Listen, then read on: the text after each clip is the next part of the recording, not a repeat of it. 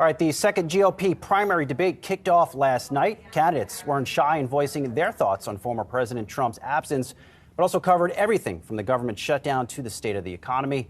Florida Governor Ron DeSantis told voters we've got to address the underlying problem with Bidenomics, the overspending, taking all Biden's rules and regulations. I'm going to throw them in the trash can on one day. You're not going to have to worry about that. And Nikki Haley made her thoughts on the government shutdown quite clear, saying Congress has only delivered a budget on time 4 times in 40 years. If they don't keep the government open, they should not get paid. No pay, no budget. Yahoo Finance senior columnist Rick Newman joins us now. Rick, I know you must have enjoyed this debate. Some of your top takeaways, you always write about Bidenomics. Bidenomics was very much under attack at this second GOP debate. I watched this horror show so that nobody else has to. Honestly, this debate was terrible.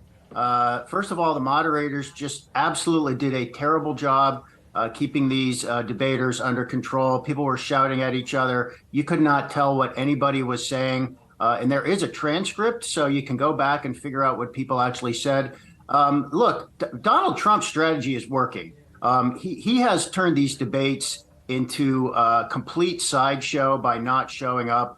And honestly, I think the Republican side needs to reconsider this whole format because it's not really, I don't think it's really helping anybody try to figure out what's going on with these candidates.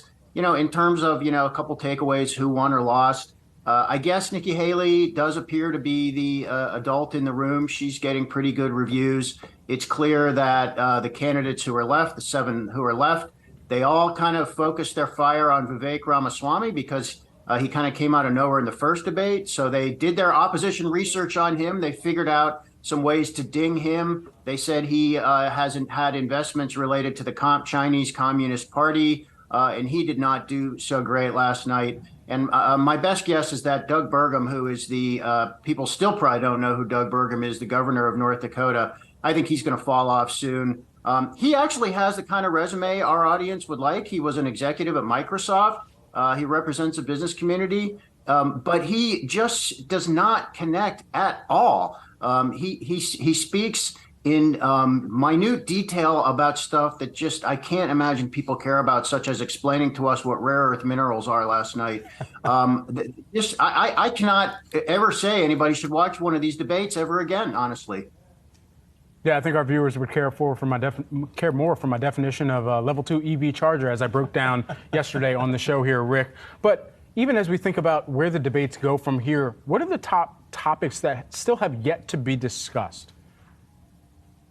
I think the way you might frame that is that have yet to be discussed in any kind of meaningful detail, because the moderators actually did ask some meaningful questions, but that doesn't mean the candidates answer. I think the most famous evasion from last night was they asked Mike Pence if Obamacare is here to stay, and he answered by talking about the death penalty.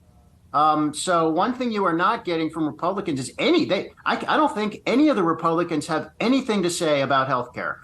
They used to want to kill Obamacare. They tried to do that during the Trump administration. They couldn't do it. So now what do they have? They got nothing on health care. The other thing that they are doing is really taking shots at Biden's green energy plan. Mike Pence calls this the Green New Deal. It is not the Green New Deal. Biden was actually against the Green New Deal, but they are trying now to sort of lampoon and vilify electric cars.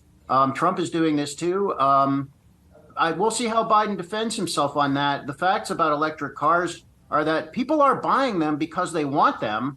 But if you don't want an electric car, you don't have to buy one. So there are all these attacks on green energy, like let's just go back to giant gas guzzlers of the 1970s.